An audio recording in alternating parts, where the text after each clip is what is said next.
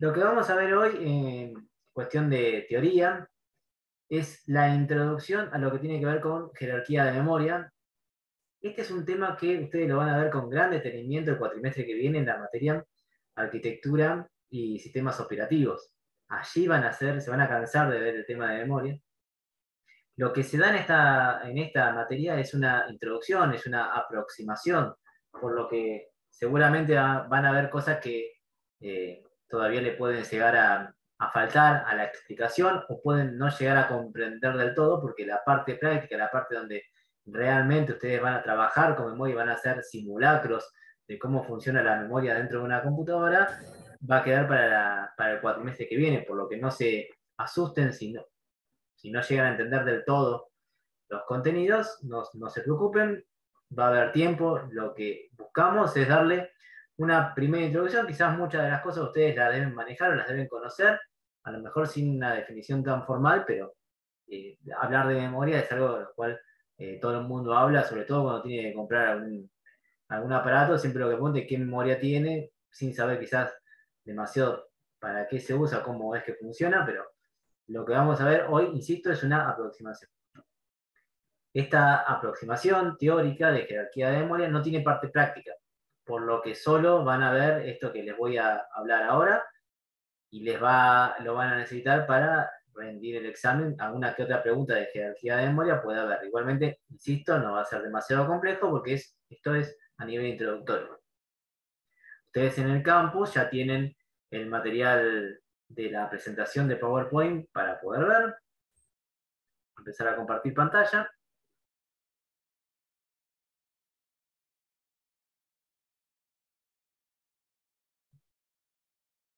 Jerarquía de memoria es el tema. Los programas comparten en la memoria tanto su código como los datos. Esto es importante porque ustedes piensan, con un programa, ¿de qué está compuesto? Está compuesto por el código, que es lo que ustedes están tratando de aprender a hacer. También está algo que es importante, está compuesto por los datos. Los datos de los programas también se almacenan, también se guardan, y cuando uno tiene que cargar un programa en memoria, también no se olviden que va de la mano de los datos que estuvieron allí guardados. Por lo que siempre se recomienda, si uno de esos datos no los va a precisar, borrarlos, porque siempre lo que vamos a buscar es la optimización del uso de la memoria. Ustedes entenderán que cuanto menos pesado, o sea, menos cantidad de memoria ocupe un programa, más rápido va a ser en ejecutarse. Por lo tanto, entonces, bueno, es importante saber que a la memoria se carga siempre, cuando se carga un programa, se carga el código y los datos. Existen algunas estrategias de optimización de rendimiento de la memoria. Optimización quiere decir hacer lo mismo pero más rápido, básicamente. No es tan así la definición, pero para que se entienda. Lo mismo pero más rápido. Lo que se trata de hacer es generar que la CPU acceda de manera ilimitada y rápida tanto al código como a los datos. Lo que se va a buscar son distintas estrategias. Ya la vamos a ir viendo, insisto, el cuatrimestre que viene se verán con mucho más detenimiento cuáles son esas estrategias. ¿Qué pasa? Tenemos ciertos inconvenientes. Tecnológicamente, cuanto más grandes son las memorias, o sea, tienen más capacidad, más lentas y costosas van a ser. Por el contrario, cuanto más pequeñas son, más rápidas y menos costosas resultan. Entonces lo que se trata de buscar siempre es el equilibrio entre algo que no sea tan grande, pero que tenga capacidad, pero que no sea tan costosa, pero que sea más rápido. Bueno, es el problema que tenemos, o que tiene la computación, los sistemas computacionales en la actualidad, que hasta el momento no ha sido resuelto, se resolverá seguramente con la computación cuántica más adelante, pero por el momento está este inconveniente. Queremos tener mucha memoria, queremos tener mucha capacidad, eso genera que cuanta más capacidad queramos tener, más lento y a su vez más costoso por el momento. Recuerdan lo que les mostré la semana anterior de lo que se pensaba cuando se trabajaban con las computadoras, que cada vez iban a ser más costosas y no le iba a poder comprar nadie, pero bueno, con el tiempo se descubrió que eso no fue tan así y quizás el día de mañana no sea tan así como lo estoy diciendo. Seguramente, insisto, con la computación cuántica esto deje de suceder. Para conocer cómo funcionan las memorias tenemos algo interesante que es la ley de localidad. ¿Qué quiere decir la ley de localidad? Habla de algo local, algo de que esté más cerca, no de localidad de ciudad, no lo piensen de esa forma, porque dice que los programas, tratando de buscar esta alternativa, los programas utilizan esta ley para poder ganar tiempo. ¿Qué quiere decir?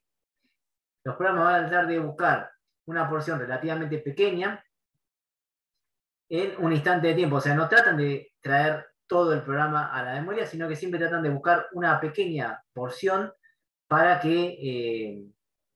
para no tener que cargar con tanto, básicamente sería. Ahora les voy a dar un dato mejor, esto se va a entender mejor, quédense aquí. Hay dos tipos de dimensiones dentro de la ley de localidad, una es la temporal y otra es la espacial. Esto es sencillo y se puede aclarar de manera muy fácil. Pensemos en lo siguiente, si yo estoy trabajando con una computadora, con una calculadora, y tengo que hacer la cuenta 5 más 3. 5 más 3 es 8. Entonces la computadora dice, bueno, es muy probable que si vos estuviste hasta hace un ratito trabajando con el 5, con el 3 y te dio como resultado 8, es muy probable por una cuestión temporal, que si hace poco tiempo estuviste trabajando con 5, 3 y el resultado te dio 8, que estos datos los vuelvas a utilizar para otra cosa. Generalmente cuando nosotros hacemos un cálculo es porque ese cálculo después lo necesitaremos para algo más adelante.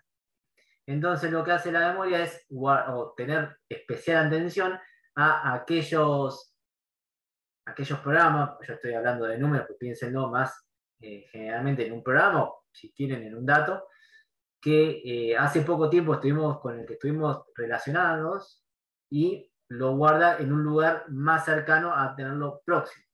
Esto en relación a lo temporal, lo mismo con lo espacial, lo podemos pensar desde el tiempo y desde el espacio. Si hace poco espacio estuvimos trabajando con determinada variable, es muy probable que al corto plazo de manera, en términos espaciales, también espaciales de espacio, que también lo necesitemos para trabajar. Es a eso a lo que se refiere esta ley de localidad. Tratar de dejar a mano aquellas cosas con las que hasta hace poco estuvimos trabajando. Esta ley de localidad está basada en el principio de localidad y la directriz en que el hardware más pequeño es más rápido y mantiene el concepto de la jerarquía basada en diferentes localidades y tamaños. La jerarquía de memoria, que es la que les voy a presentar, está organizada en varios niveles, cada uno más pequeño y más caro y más rápido que el anterior. Ahora lo vamos a ver. Esto es importante, esto es muy parecido cuando ustedes ven inclusión en conjuntos. Piensen, no sé, me imagino que en matemáticas estarán viendo conjuntos que están incluidos dentro de otro. Bueno, esto funciona de la misma manera que si un conjunto está incluido dentro del otro. Porque todos los datos de un nivel se encuentran también en el nivel siguiente y todos los datos de ese nivel inferior se encuentran también en el siguiente a él, hasta el extremo inferior de la jerarquía. Esto quiere decir que un nivel de jerarquía está incluido en los anteriores. Acá tenemos los distintos niveles de jerarquía, nosotros tenemos la CPU, las distintas memorias, la caché, que todo el mundo debe haber escuchado o debe tratar de borrar, esa memoria caché, que es la más rápida, la que queda ahí cerca siempre, la memoria RAM, que es la memoria que nos interesa, la memoria principal se la llama, por eso es la que nos interesa. Ahora vamos a ver de qué se trata. Y una memoria de disco, que es una memoria secundaria, que también es importante, pero no tanto como la memoria RAM. Esto está descrito de manera jerárquica, de manera tal que aquello que está más abajo tiene más capacidad, pero es más lento que aquello que está más arriba. También esto lo podemos definir como los primeros, en relación a memoria, lo más básico dentro de lo que es una memoria son los registros, que es donde básicamente se guardan caracteres de letras. Un carácter básicamente se lo puede pensar como un registro, es aquella memoria la más simple de todas. Y ahí dice la memoria caché, que tiene dos niveles.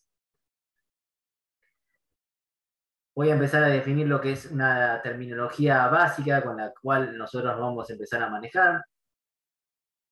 definimos lo que es un bloque. Cuando hablemos de memoria, no sé si ustedes alguna vez imaginaron, o les pregunto, ¿cómo se imaginan que es a nivel abstracto una memoria? ¿Cómo se lo pueden llegar a imaginar? Una columna. ¿Una columna sola? Una Una nube, qué sé columna con yo. muchas cosas, o sea, con muchos renglones. Filas y columnas. Filas y una nube, dijo Facundo, puede ser. Una nube estaría desorganizada, pero nosotros para buscar algo en la memoria tiene que estar organizado. Bueno, O un básicamente, archivero, así como, viste, también me lo imagino así. Como, viste, Como un esos. almacén. Como Claro, una una hoja cosa así. cuadriculada. Como un Excel. bueno, yo también, cuando yo me lo imaginaba como un Excel, pero no, es como un renglón. Básicamente no tiene filas y columnas, sino que tiene solamente un solo renglón, donde está una al lado del otro, lo que se conoce como bloques. Un bloque, para que lo piensen, es como un paradito de esa hoja cuadriculada o de ese Excel, esa celda de Excel que nosotros nos imaginamos. Está básicamente, se comporta de forma lineal, como si fuese un vector. No sé si ustedes ya han visto vectores, si no ya lo van a ver, o los arreglos, los arrays. Funciona como un array, básicamente, como una fila, donde la mínima unidad de información se la conoce como un como bloque. Cuando nosotros hablemos de lo que está en cada lugar de memoria, estamos hablando de bloques. Bueno, después, siguiendo con lo que es terminología básica, acierto, que se lo conoce, bueno, todo tiene su nombre en inglés, ¿no? Como hit. Quiere decir que el sistema operativo buscó algo, un bloque de memoria y lo encontró. Un fallo cuando no se encuentra, siempre hablamos del nivel, de los distintos niveles de memoria, ¿no? Un acierto es cuando se encuentra en ese nivel. Si se encuentra fantástico, si falló, tiene que ir al nivel más abajo. Frecuencia de aciertos es la fracción de accesos a la memoria encontradas en el nivel superior, o sea, cuántas veces cuando se buscó un dato o un programa en un nivel superior, cuántas veces se acertó, cuánta en cantidad, y la frecuencia de fallos es el total de búsquedas, uno menos la cantidad, la frecuencia de aciertos, o sea, el total de búsquedas está dividido entre aciertos y fallos, básicamente. Tiempo de acierto es cuánto tiempo se necesita para acceder a un dato que esté en el nivel superior de jerarquía. Penalización de fallo es el tiempo necesario para sustituir un bloque en el nivel superior por el correspondiente bloque del nivel más abajo. Es decir, cuando se encuentra algo que se estaba buscando en los distintos niveles de memoria, lo que se hace es trasladar ese bloque para un nivel superior para que quede más a mano después. Sí, Guillermo. Profe, algo que no me quedó claro, el nivel superior y el nivel más bajo, ¿a qué se refiere? Jerárquicamente, vos tenés distintos niveles para poder encontrar, con distintas, a nivel técnico, con distintos tipos de memoria. Uno es una memoria que tiene mayor velocidad pero menos capacidad, y otra es una memoria que tiene... Estaba hablando de eso, de CPU, caché, todo eso. Claro, eso que te mostré que era tipo piramidal. Sí, sí. A eso se Pensé que refiere. hablaba en el mismo sistema de la memoria, por ejemplo, RAM, que había sistema superior y algo así. No, estaba equivocado yo, gracias. No nos metemos en eso. Bien. ¿Cómo las características de la jerarquía de memoria? Bien, donde nos trabajamos como ubicando los bloques, identificándolo, sustituyéndolo y con distintas estrategias. ¿Qué quiere decir esto? Al momento de que el usuario, nosotros, le pedimos a nuestra CPU algo, esa CPU lo que va a hacer es tratar de encontrarlo. ¿Cómo va a tratar de encontrarlo? Bueno, ubicándolo, identificándolo. Identificándolo quiere decir poniéndole un nombre, como cuando nosotros queremos identificar una celda en Excel también. Sabemos que está en tal fila y tal columna, en este caso va a ser, como es lineal, sin solamente una sola dirección. Sustituir ese bloque, es decir, si el bloque que nosotros estamos buscando no aparece en el lugar donde lo queríamos, lo tenemos que ir sustituyendo y trayéndolo a los niveles superiores. Bueno, esto es lo que les mencionaba del primer nivel de memoria. El primer nivel de memoria que nosotros vamos a trabajar es el nivel de caché, con memoria rápida, pero cuanto más rápida la memoria, menos capacidad va a tener. Se interpone entre el procesador, la CPU y la memoria principal, lo que está ahí en el medio. ¿Cómo se hace para ubicar un bloque, o sea, un dato o algo que en la memoria caché a través de alguno de estos tres métodos? El de correspondencia directa, porque cada bloque debe ir solamente en un lugar dentro de la caché. Asociativa, un bloque puede ubicarse en cualquier lugar de la caché, o asociativa por conjuntos. Un bloque puede ser colocado en un lugar, no solamente en un conjunto de lugares, no solamente dentro de un lugar. ¿Qué quiere decir esto? Que lo que se hace es lo siguiente. Yo quiero buscar, yo soy, básicamente es el sistema operativo el que maneja todo esto, ¿no? Y tengo que ubicar algo. Entonces, o voy directamente, o voy asociando a partir de datos anteriores dónde es que puede llegar a estar, o voy asociando de manera de conjuntos. Bueno, si tengo que trabajar con una cierta cantidad de datos que se manejan todos grupalmente, bueno, voy directamente a los distintos, si no sé, voy trabajando con números que son, pienso, el dato que me piden es un dato con un número superior a 100, entonces voy con los datos que estén cercanos a 100, no tiene sentido que vaya a buscar un dato que esté con el número 0, por ejemplo. A eso se refiere con cómo ubicar los distintos datos en la memoria caché. Es así como se ve un bloque, el bloque donde está el dato, y cada bloque tiene una etiqueta que básicamente lo que hace esa etiqueta es identificar el bloque. Después, también hay otros métodos de búsqueda de bloque, como les dije, por caché asociativa, por correspondencia directa o por conjuntos, o sea, buscarlo de manera directa, buscarlo por conjuntos o buscarlo de manera asociativa, buscando alguna relación que haya entre el dato que tuve antes y el dato que me están pidiendo. Luego lo que se realiza... Iba a hacer un comentario, Edu, si Sí. no te molesta. Decime. Ustedes esto lo tienen que haber visto en algún momento pasar en la vida real, lo de las direcciones de memoria especialmente. No sé si se acuerdan las pantallas azules de Windows, las famosas pantallas azules de la muerte. Muchas veces en la lectura de esa pantalla indicaba que el error que hizo que Windows no pueda continuar funcionando es que no encontró determinada cosa en la dirección de memoria que se suponía que tenía que estar. Y eso era, por ejemplo, un problema a resolver dentro de la arquitectura del kernel de Windows por esta cuestión de cómo se asignan las memorias. Yo para que tengan idea de una dimensión de cómo un programa puede incluso tirar abajo Windows, y a la hora de programar ustedes tienen que tener esa corrección de errores en su cabeza para ir preparándose y dejar algunas contingencias dentro de su código para evitar que eso pase. Sí, lo están viendo, me están diciendo ahí con punteros en C. Ah, bueno. Está bien, eso obviamente con el tiempo se fue corrigiendo. No sé si muchos de ustedes, los que están acá presentes, vieron esa famosa pantalla azul que está diciendo Mario. Pero... Sí. La blue screen. Ah, les avisaron. Sí, es complicado, pero bueno, hoy igualmente esas cosas se corrigen más fácil. Se fue depurando y se mejoró el kernel de Windows para que no sea tan fácil que se produzcan esos errores.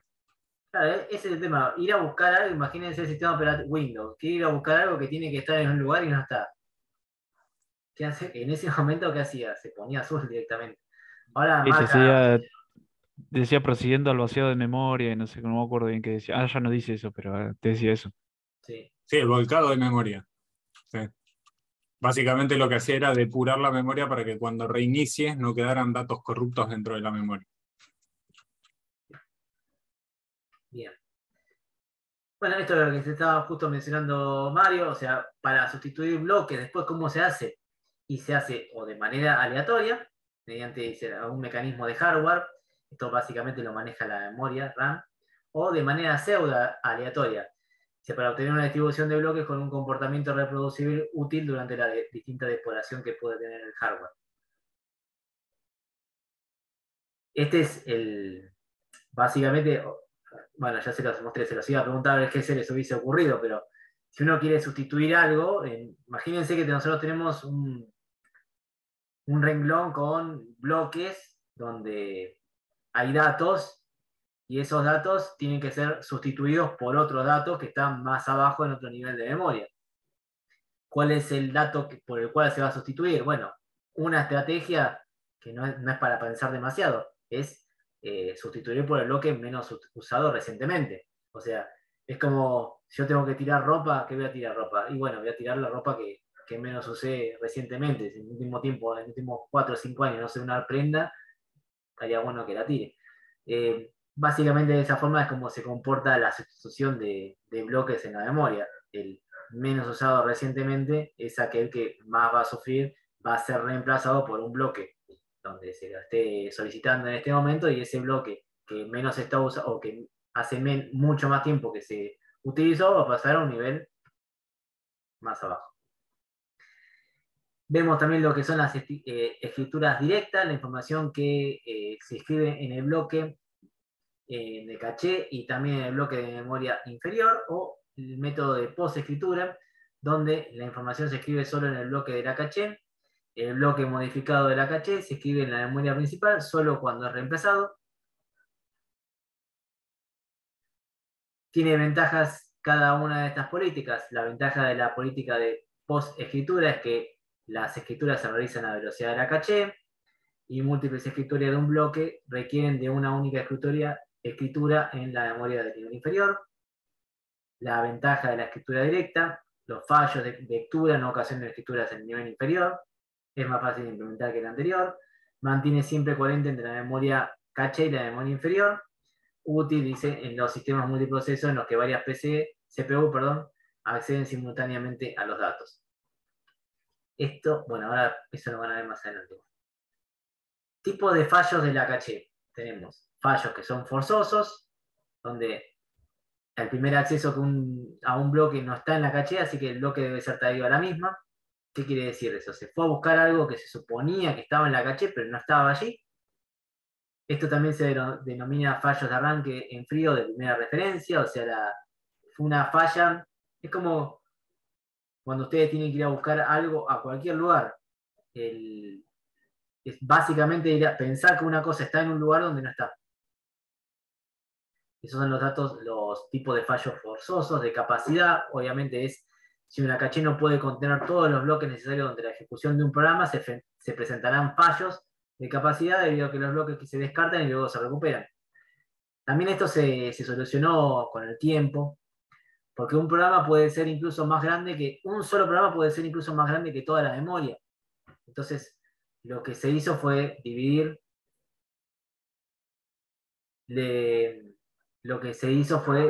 el programa en varios subprogramas que se llaman procesos. Eso, quédense tranquilos, van a ver, se van a cansar de verlo más adelante. Insisto, lo que pasaba es que si uno quería meter un programa sumamente grande en una memoria donde la memoria era más chica que un solo programa, directamente no podía hacerse nada. Entonces, bueno, se dividía el programa en distintos subprogramas. De esa manera podían ejecutarse más programas.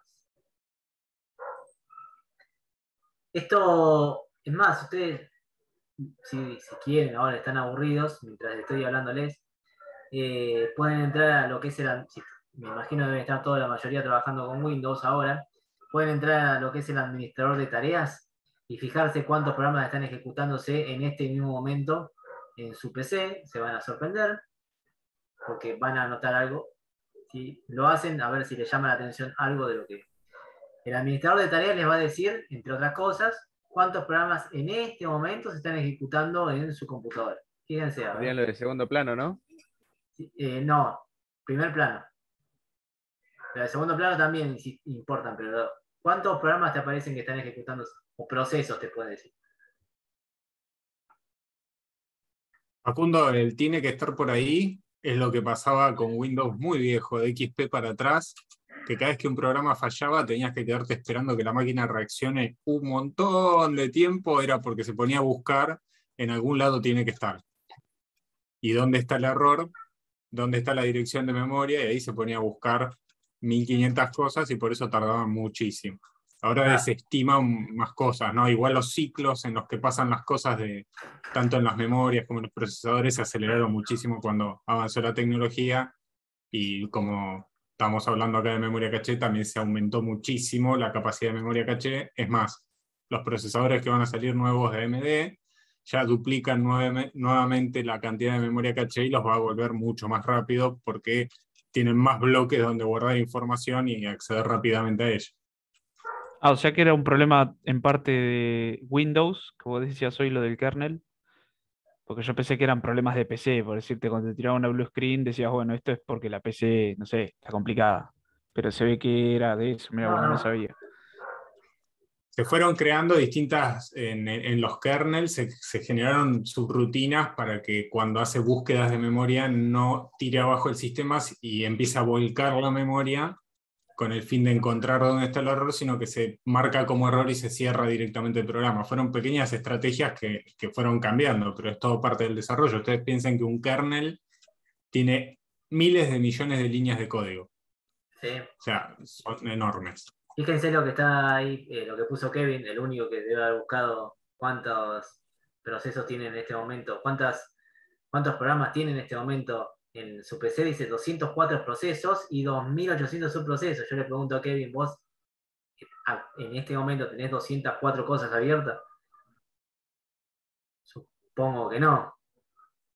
Bueno, pero no creo que tengas, no creo que tengas demasiadas cosas más. Bueno, 20 es un montón igual, pero... Dice aplicaciones y después en segundo plano. ¿Y cuántas dijiste, Uciel? Perdón. No, toqué sin querer Ah, el espacio de barra. bien. Sí, son un montón que tienen que en este momento procesos, bueno, fíjate, ahí Javier está diciendo 161 procesos y subprocesos seguramente muchos más. Bueno, esta es otra de las estrategias, dividir los programas en subprogramas, que se los llama procesos, como para no... Sí, fíjense que son un montón. Entonces, de esa forma, no es que cuando uno tiene que cargar un programa, uno abre... y si quieren, para molestar nada más se lo estoy diciendo, ¿no? Abran algo nuevo, esas personas que me están diciendo, y fíjense que en procesos, cuánto se les modifica, y en su proceso, una sola cosa, ahora, no sé, abran Word, por decir, y fíjense cómo se les incrementa ese número. ¿Qué quiere decir? No es que Word solamente les va a permitir abrir una sola cosa nueva más, sino que a su vez esa aplicación trae, es como que está, bueno, está bien, no sé, dependiendo de Windows que tenga. Ok. Pensé que era. El administrador lo abrís con Control Shift Escape. Es la manera más Lo rápida tengo de acá, utilizarlo. a la vista, porque me dice aplicaciones 4 y procesos en segundo plano 83. Entonces no, como Sí. que no me daban los números de los chicos y el de los míos. No, depende de cómo te lo está tomando. Pero bueno, fíjate que subproceso 83 tenés. Esas son las distintas, cómo divide tu sistema operativo las aplicaciones para no tener que cargar todo, cuando vos lo llames, cuando vos lo quieras utilizar, no tener que llamar y traer todo el programa a la memoria principal para no gastártela, básicamente, entre otras cosas. Una estrategia, ¿no? Claro, sí. Pero lo que ustedes notarán es eso, que ustedes tienen como aparentemente muchas más cosas en uso de las que supuestamente están usando.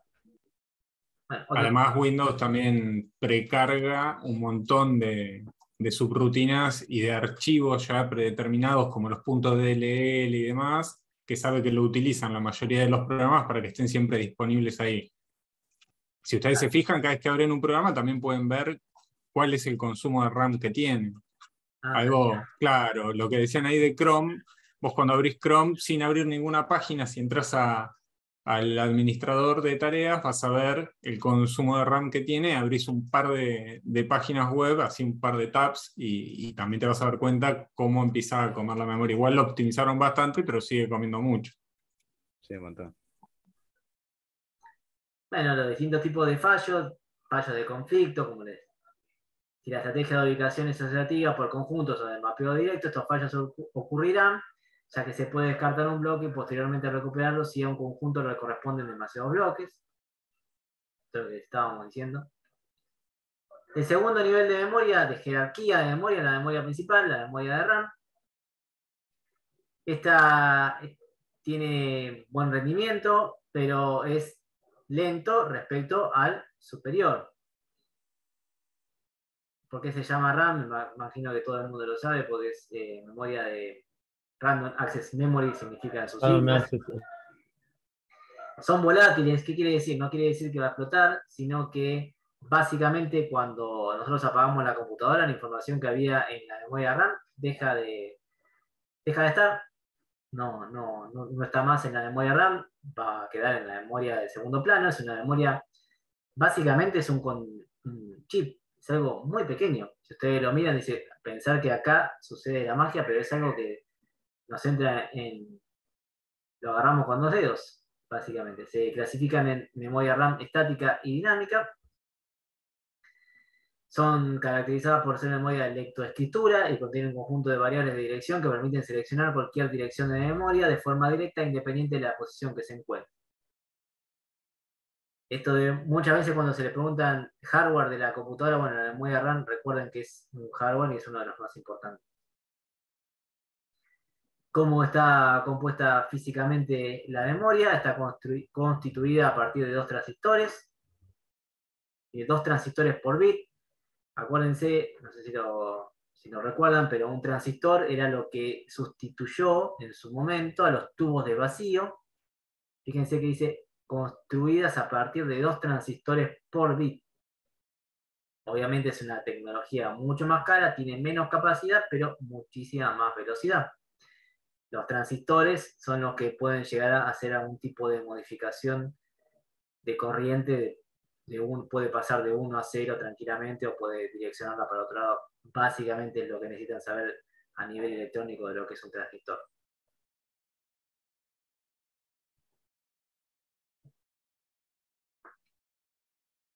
La otra memoria, la memoria dinámica, tiene ya, trabaja con capacitores, además de transistores. Un capacitor, no me voy a meter en la parte electrónica porque la desconozco, pero no, un capacitor es algo que donde se almacena energía y después puede ser liberada en otra situación.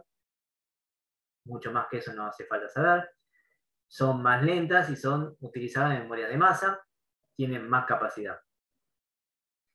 Y el tercer nivel de jerarquía de memoria es lo que se conoce como memoria virtual. Este es un engaño que hace el sistema computacional a la CPU para hacerle creer básicamente que tienen más memoria. Esto, quédense tranquilos, lo van a ver mucho mejor más adelante.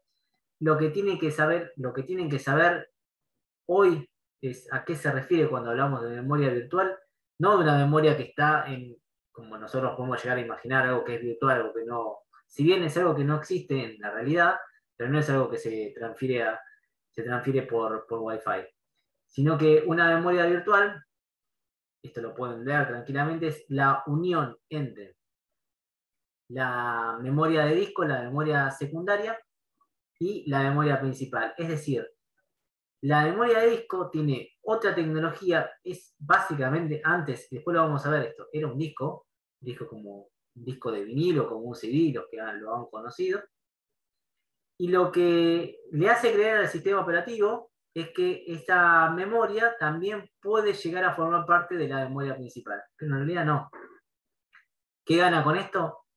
Hacerle creer a todo el sistema que hay mucha más memoria de la que en realidad hay. Tenemos 2 formas distintas de ubicar cosas en la memoria virtual. Una es la manera paginaria y otra segmentada. Básicamente, para entenderlo, es como cuando nosotros tenemos que buscar una palabra en un diccionario. ¿Cómo hacemos para ubicar una palabra? A ver, eso. Para entender lo que es memoria virtual, y con esto me despido.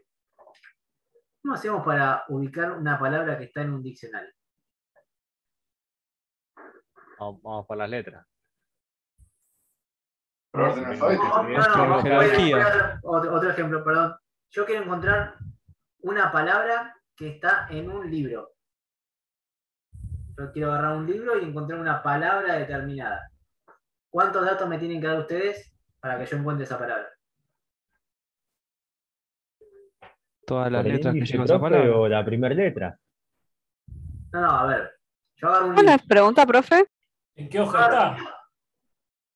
Sí, una vez que yo agarro un libro, ¿no? Y hay una palabra en ese libro una palabra clave, supónganse. ¿Cuántos datos me tienen que dar ustedes para que yo identifique claramente esa palabra y no me confunda? La página, el renglón, Página, el renglón. párrafo. 2, las coordenadas podría ser. Vale. A ver, ahí está. Y Eduardo dice, una columna y una fila. el número de página es 1. Y otra cosa, El párrafo. El número de renglón. pero La palabra. en un renglón puede haber más de una palabra. Yo no me quiero equivocar cuando encuentre esa palabra. Una es el número de página, estamos todos de acuerdo. Con el número de página tengo una columna, pero en la columna. Sí, pero. ¿La fila? La columna, no, la fila tengo muchas, pero en la columna puedo llegar a. Es muy difícil identificar una columna. Imagínense en un libro. ¿En un libro hay columnas? Claro. ¿Ustedes No. pueden formar columnas perfectas con las palabras en No. los libros? No, ahí Está en sí. el cabecero, en el cuerpo. y eso. El número de posición en esa fila. Entonces ya me estaría dando 3 datos. Yo creo que con 2 datos me alcanza. El número de palabra. El número de palabras. No, el número de palabras. Si contamos como que la primera palabra de esa página es la palabra 0, supónganse, y yo voy contando hasta la palabra, no sé, 53, el número de palabras 53, entonces ustedes me dicen el número de página 238 y la palabra 32, yo empiezo a contar desde la primera hasta la palabra 32 y voy a caer en la palabra que yo voy a estar buscando. ¿Se entendió más o menos? Porque básicamente así es como se busca en memoria virtual un dato. Se tienen que dar dos opciones. Una, el número de página, y básicamente se la piensa así, la memoria está paginada, quédense tranquilos que ya van a ver, como si fuese un libro, y uno tiene que ir buscando palabras que están dentro de ese libro. Primero tiene que dar el número de página, o de segmento, después eso se va a ver bien, y tiene que decirle el número de palabras que hay en esa página, porque dependiendo, si es una página o un segmento, los segmentos están todos divididos de la misma manera, las páginas no, las páginas pueden tener distinta cantidad de palabras cada una de las páginas. Bueno, básicamente, no como una matriz sería, Mario, que estás diciendo, no como una array, porque sería como una matriz, porque también tiene fila y columnas. Básicamente de esa manera, como les estuve diciendo que nosotros trataríamos de encontrar una palabra en un libro, es cómo se hace en la memoria virtual, es cómo se trata de ubicar. Hay 2 métodos, uno es el de paginación, otro es el de segmentación, piénsenlo así. Segmentación, todas las páginas del libro son exactamente iguales, tienen la misma cantidad de palabras, cosa que no pasaría, ¿no? Y el método de paginación, cada página del libro tiene distinta cantidad de palabras. Entonces, dependiendo del método, es como el método de segmentación es mucho más sencillo porque es como me habían dicho hoy, ubicándolo en columnas. Bueno, ahí sí se podría hacer con el método de segmentación, con el método de paginación no. Pero bueno, básicamente de esa forma es como se encuentran los datos en la memoria virtual. Memoria virtual, que les decía, es un poco trabajar con la memoria principal y con la memoria secundaria para hacerle creer al sistema de que hay mucha más memoria de la que realmente hay.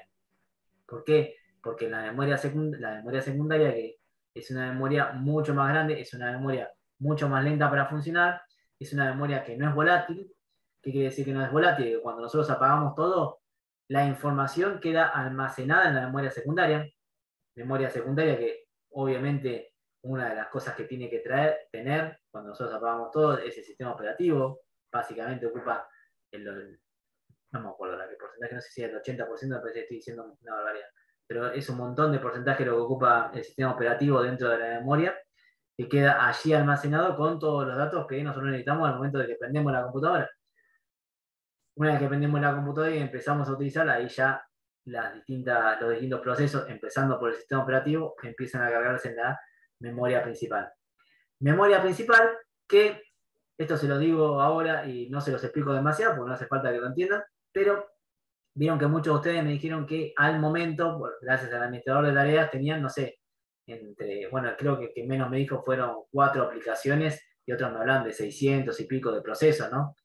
Bueno, una memoria principal solo al mismo tiempo puede bancarse un solo proceso. La memoria principal puede al mismo tiempo estar bancándose un solo proceso. Fíjense cuántos procesos ustedes tienen en estos mismos momentos. y explíqueme qué es lo que está pasando. Lo que yo estoy diciendo no tiene ninguna contradicción, es así. Repito, una memoria principal solo puede tener al mismo tiempo un solo proceso ejecutándose. Fíjense ustedes cuántos procesos tienen. Sí, Facundo, no sé si... Sí, te hago una consulta. Vos decís que cuando, por ejemplo, en este caso, cuando encendemos la PC, el sistema operativo, uno de los discos, digamos, lo levanta y bueno, se corre, ¿no? Cuando vos decís que ocupa la memoria o gran parte de la memoria, ¿te referís a memoria, cómo decirlo? No de la RAM, sino la memoria de la PC No, misma. porque pensá lo que... Por eso, fíjate lo que estoy diciendo después. En la RAM solo puede haber un proceso a la vez. Un proceso a la vez. Y Pero, cuando ustedes me mostraron, me dijeron que había, no sé, 600, llegaron a decir. sí, subproceso, sí. La Oh, RAM Ah, en este momento tenía como... está utilizando el Zoom entonces. Todo lo demás está parado en la virtual. no, porque pensá que el Zoom también tiene una cámara, tiene un micrófono en este momento, así que ya tenés más de una cosa que estás usando al mismo tiempo.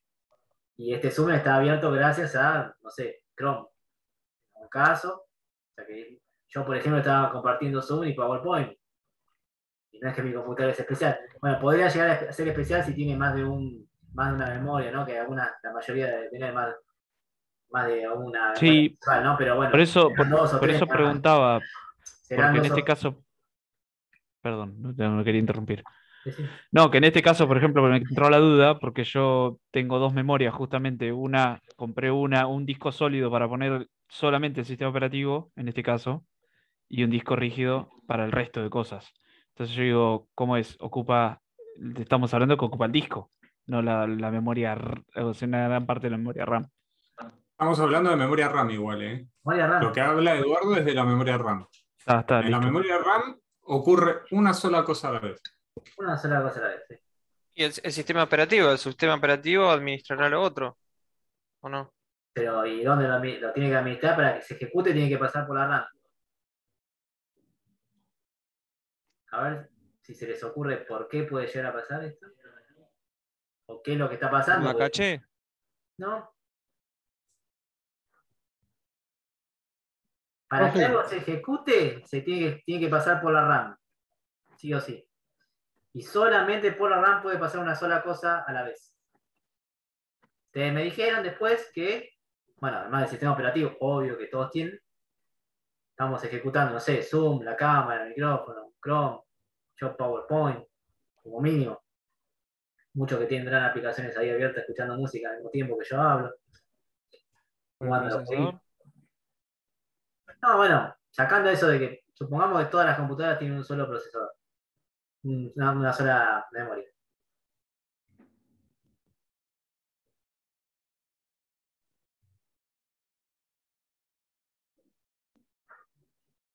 Bueno, algo parecido a lo que está diciendo Eduardo, sí.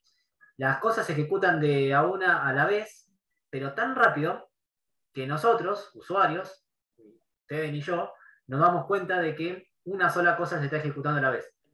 Está intercambiando constantemente las cosas en la memoria RAM tan rápido, pero tan rápido que usted ninguno se da cuenta de que tenemos microcortes, supónganse, en Zoom, o sea que en este momento está ejecutándose y al ratito no, y al ratito se estará ejecutando otra de las, como ustedes mencionaron, 600 cosas que tienen abiertas en este momento. Por la RAM pasan todas, pero pasan tan rápido que no nos damos cuenta.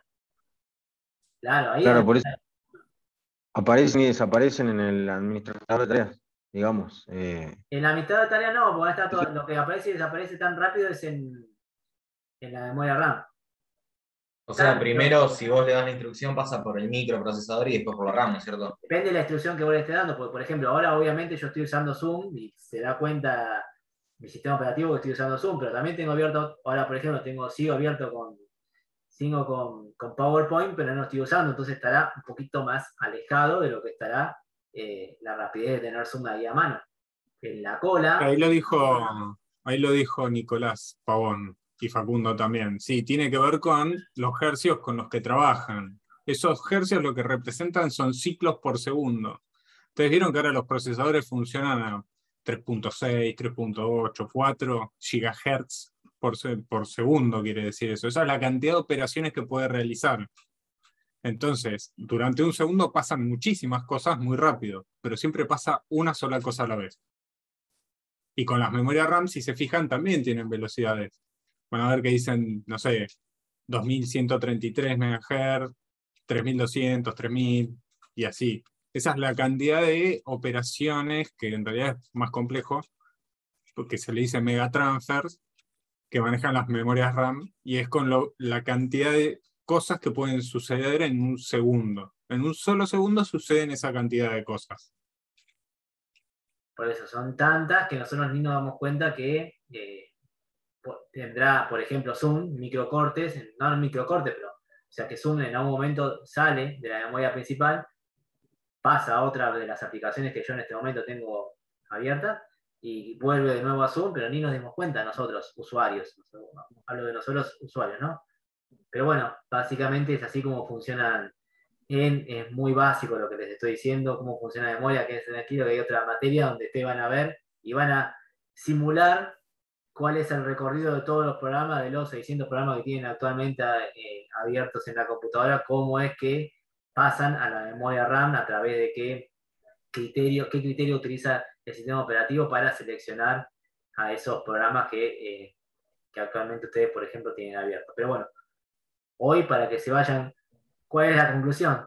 Queremos mayor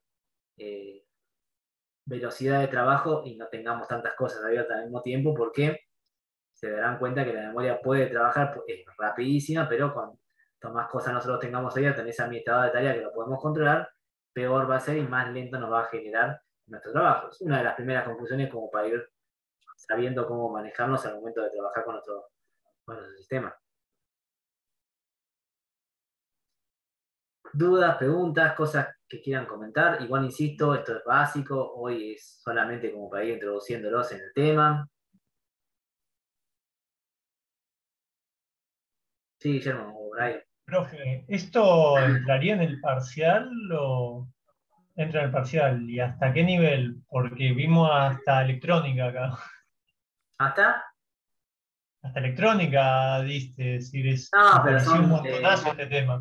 No, pero electrónica mencioné lo que era un transistor y un capacitor nada más, pero no como para. No creo que sea.